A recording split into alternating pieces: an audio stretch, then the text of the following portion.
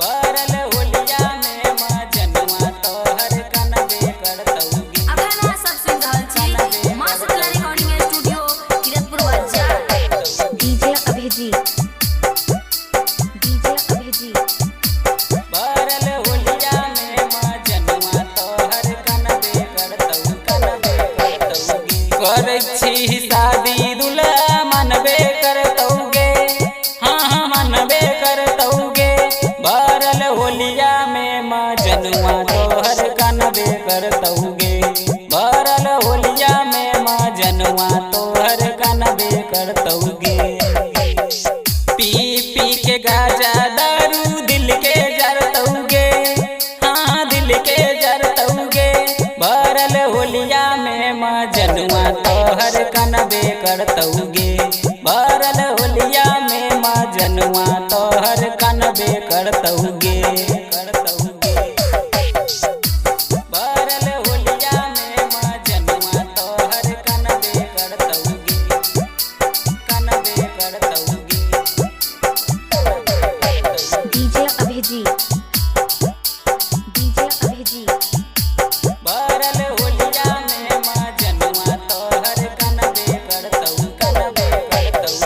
देखा के सपना अपना कैली मीठ बात गे, शादी तोहर फिक्स भ गेलौ तब की अकेली लात गे। देखा के सपना अपना कैली मीठ बात गे, शादी तोहर फिक्स भ गेलौ तब की अकेली लात गे, तब की अकेली लात गे। दिलही दुख हमरा के तोरा माफ करतौगे, बोल के माफ करतौगे। भरल होलिया में मजनुआ तोहर कनबे करतौगे। भरल होलिया में मजनुआ तोहर कनबे करतौगे। भरल होलिया में मजनुआ तोहर कनबे करतौगे, कनबे करतौगे।